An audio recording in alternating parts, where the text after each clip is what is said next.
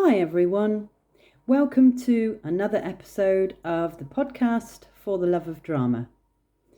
Today I'm going to be talking about Alfred Hitchcock. So,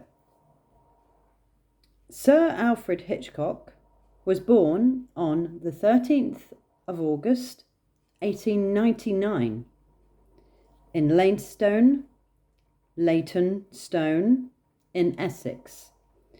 He died 29th of April 1980 in Los Angeles.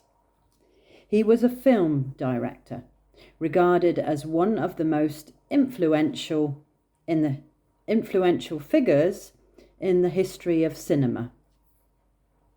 His career spanned across 60 years, and he directed over 50 films, many of which are still studied and widely watched today. He was known as the master of suspense because of his unique ability to create tension and anxiety in his films. He revolutionised the way that suspense was built, often allowing the audience to know more than the characters, which heightened the emotional stakes. Knowing more than characters would give you an idea of what might happen next, so I suppose that would build the anticipation and maybe a little bit of fear of what is going to happen next. This technique made viewers feel a sense of helplessness and anticipation, fundamentally changing how films could engage audiences. Some of the best-known films that Alfred Hitchcock has directed are Psycho from 1960, a groundbreaking horror thriller that features the infamous shower scene and explores themes of identity and madness. It remains one of his most celebrated films. Rear Window from 1954.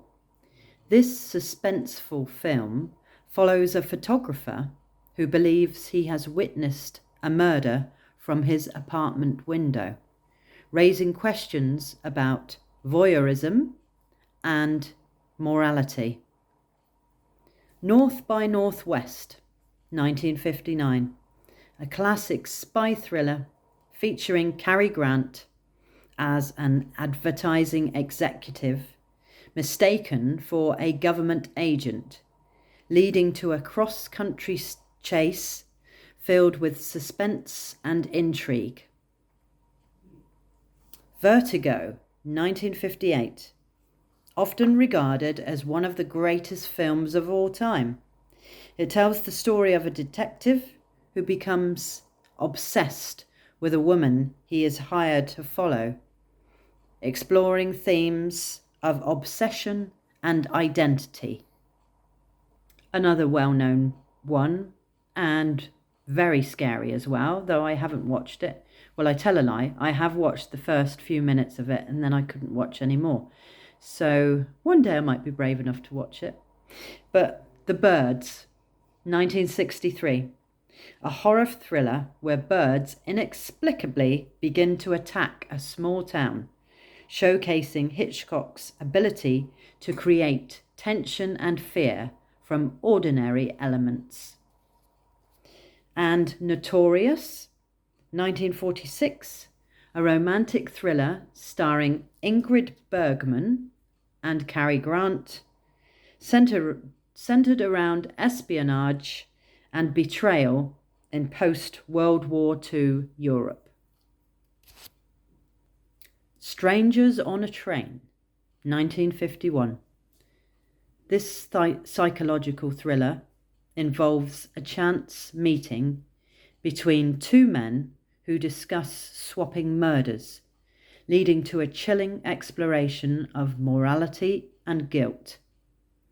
Shadow of a Doubt, 1943. A suspenseful tale about a young girl who begins to suspect her charming uncle may be a serial killer. Not so charming then, hey? blending family dynamics with dark themes. And this is one I've watched quite recently, actually. Dial M for Murder, 1954. I didn't watch this one, but I watched the 1981 one with, Caroline Dickinson, I think. Not sure. The first name might be wrong. And Christopher Plummer. It was really good. Christopher Plummer played the husband who was trying to have his wife murdered. And it is really good. You show him get all cool and calm, and then gradually everything starts to unravel. But it's a classic whodunit. A man plots to have his wife killed, but things don't go quite to plan. And this film showcases Hitchcock's mastery of suspense and plot twists. Number 10, Rebecca, 1940. This was Hitchcock's first American film, which won the Academy Award for Best Picture. Tells the story of a young bride haunted by the memory of her husband's first wife. That's very psychological as well. Not that I have read the book or seen the film, but just from bits that I know. Alfred Hitchcock was known for his sharp wit and insightful observations about filmmaking and life. I will end with some of his most memorable quotes. There is no terror in the bang, only in the anticipation of it. These quotes reflect Hitchcock's unique perspective on filmmaking, suspense, and the human experience, making them timeless and relevant today. So let's go back to that quote, actually, because I didn't quote the right bit underneath. I had the wrong bit of writing. So there is no terror in the bang, only in the anticipation of it. This quote encapsulates Hitchcock's philosophy on suspense, emphasizing the importance of building tension rather than relying solely on shocking moments. Number 2, almost always make the audience suffer as much as possible. A reflection on his approach to storytelling, where he believed in engaging the audience's emotions deeply. I kind of get that, really, because when I was rehearsing for my play last year, Sweet Sorrow, it's about a family torn apart by grief. We start off by showing a happy family, and the director said that she wanted everything to be perfect, us to be this close, loving family, having a laugh. And then she said when the mum gets, ill and then receives notification, the phone call from the doctor, she said, I want to see everything fall apart. So you can get that. The audience see a happy family and then they see everything go wrong.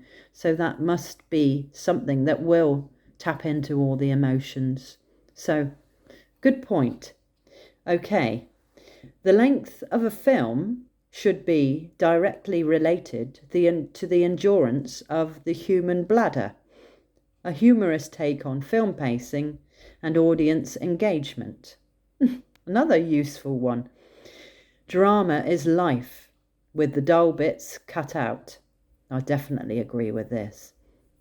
This quote highlights Hitchcock's belief in the art of editing and storytelling, focusing on the essential elements that captivate viewers. And puns are the highest form of literature, showcasing his appreciation for wordplay and humour. This quote reflects Hitchcock's cleverness beyond the realm of suspense. The more successful the villain, the more successful the picture. This insight speaks to the importance of strong antagonists in storytelling. And again, I get that as well, because the more evil a villain could be or would be, the more evil a villain is, it colours everything else in the film. It makes the goodies seem even gooder, and it makes the actions and the consequences all the more real. Ideas come from everything. A reminder that inspiration can be found in all aspects of life, encouraging creativity. Another one I definitely agree with. Sounds like he was my kind of man. And one more. I never said all actors are cattle. What I said was all actors should be treated like cattle. A witty remark on the nature of directing and working with actors. So this little bit that I said that I'm going to say next, I have already repeated some of it back in the video, which I didn't mean to, because I'd written it down in the wrong place. So I'm just going to go back and just quote the whole little bit just to clarify it. So here we go. So these quotes reflect Hitchcock's unique perspective on filmmaking, suspense, and the human experience, making them timeless and relevant today. Whether you're a fan of his films or simply appreciate clever insights, these quotes offer a glimpse into the mind of one of cinema's greatest directors. There we are. That's the end of the video. I hope you enjoyed it, and I will be back again on the 1st of September for another video of the podcast For the Love of Drama. So for now, I will say goodbye. Goodbye.